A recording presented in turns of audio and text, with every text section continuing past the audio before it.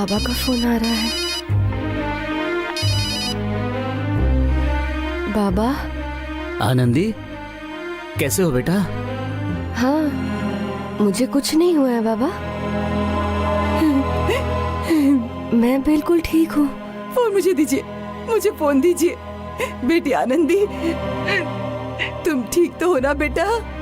आखिर पेची अचानक से तुम ठीक हो या नहीं क्यों पूछ रही है?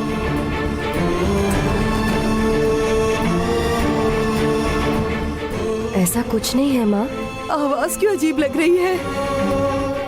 हमें कुछ पता ना चले इसलिए हमसे छुपा रही हो ना? ऐसा कुछ नहीं है माँ, बस जरा सा बुखार है और कुछ नहीं। देखा, मैं कह रही थी ना तबीयत ठीक नहीं है। अभी तो बुखार कह रही है। ये इसी बात का इशारा है जो हुआ। माँ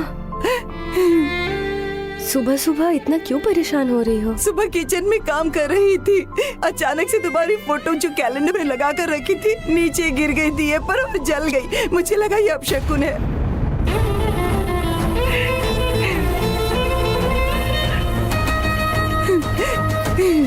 कहीं तुम किसी मुसीबत में तो नहीं, ये जानने के लिए अभी मैंने फोन किया और पता चला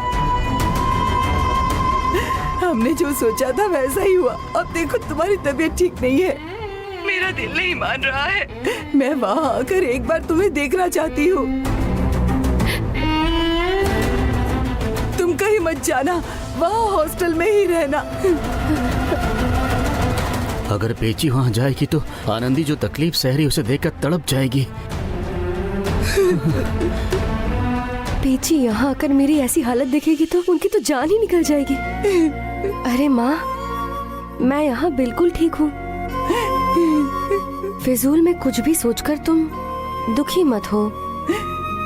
मुझे कुछ नहीं हुआ है माँ। तुम वहाँ गांव में रहकर अपना काम संभालो।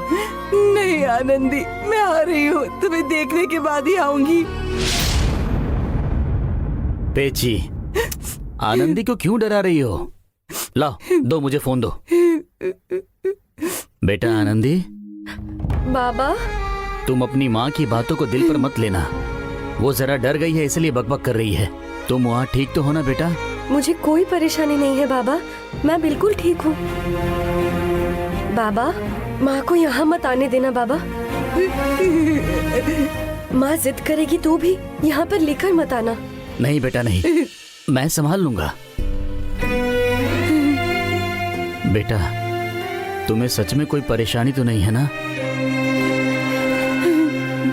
सच में मुझे कोई परेशानी नहीं है बाबा।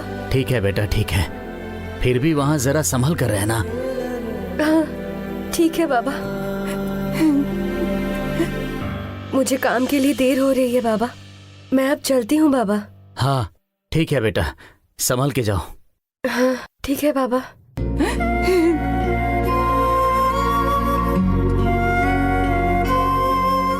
मेरी फोटो क्यों जल गई? शायद वो अनबू की वजह से कोई मुसीबत तो नहीं आएगी? क्या कह रही है वो? वो वहाँ बिल्कुल ठीक है। तुम बेकार में यहाँ परेशान हो रही हो। देखिए, जो कुछ भी हुआ आपने देखा ना, फिर भी ऐसा क्यों कह रहे हैं? अगर हम एक बार जाकर उसे देखकर आएंगे तो कौन सी मुसीबत आ जाएगी? चाची, हमारी आनंदी के बारे में आप नहीं जानती। सवर कोटाई की शेरनी है वो, उसका कोई कुछ नहीं कर सकता है। आप कुछ भी सोचकर परेशान मत हो, आनंदी को कुछ भी नहीं होगा। अरे, आप लोगों को मेरी फिक्र समझ में नहीं आएगी। देखिए, मुझे अभी भी बहुत डर लग रहा है। पहले ही हमारी किस्मत खराब है, परिवार पर कितनी मुसीबतें आई हैं। इससे पहले कि हमारी आनंदी को कुछ हो जाए, हम दोनों कुलदेव के मंदिर में जाकर प्रसाद चढ़ाकर भगवान की पूजा करेंगे। मेरी बेटी के साथ में रहकर उसकी रक्षा करने की प्रार्थना करेंगे। हमारे कुल देवता आनंदी के साथ रहेंगे। मुझे भी यही सही लग रहा है। ठीक है, चलो जाएंगे। मैं जाकर प्रसाद चढ़ाने के लिए जरूरी चीजें ले आती हूँ। ठीक है, ए चिट्टू, हाँ, चलो मेरे साथ। चलो चलते हैं।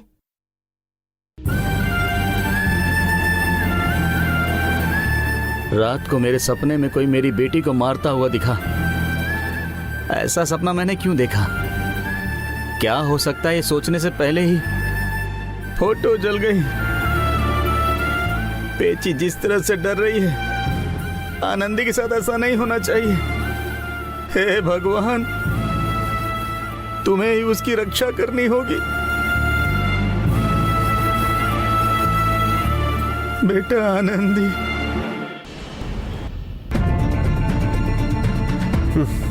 सब कुछ बदलने वाला है। आनंदी और मैं अब से खुश रहेंगे, इस यकीन के साथ यहाँ से गया था, पर तकदीर ने तो पूरी तरह से करवट बदल ली।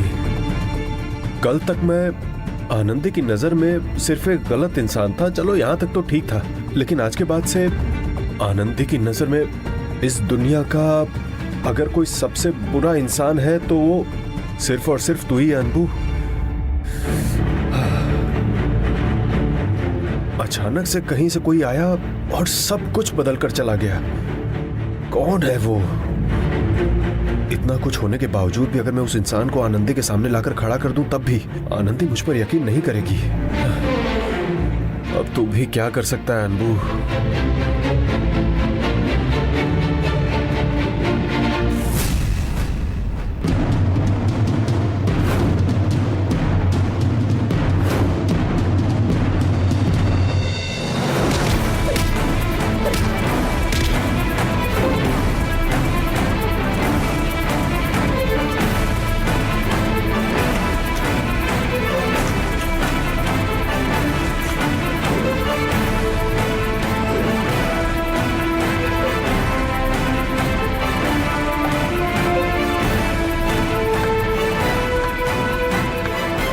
अनबू, ए, खाना खाने चल।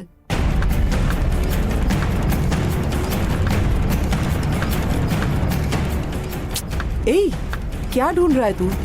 माँ प्लीज थोड़ी देर आप मुझे डिस्टर्ब मत करो। अरे क्या ढूंढ रहा है ये बता ना मुझे। कल जब मैं लड़ रहा था तब वो कहीं गिर गया क्या? या जब पीछा कर रहा था तब कहीं नीचे गिर गया? नहीं, जरूर यहीं कहीं होगा। ए क्या है बता ना मुझे, मैं ढूंढ दूंगी। माँ तुम नहीं समझोगी, बहुत इंपॉर्टेंट चीज है। आखिर है क्या बताओ, मैं ढूंढती हूँ। देखो तुम दोनों मिलकर मुझे टॉर्चर मत करो, मैं खुद ढूंढ लूंगा ना। अनबू, अनबू, क्या है माँ? इधर आ। मैं कह रही हूँ ना, इधर आ। क्या है माँ?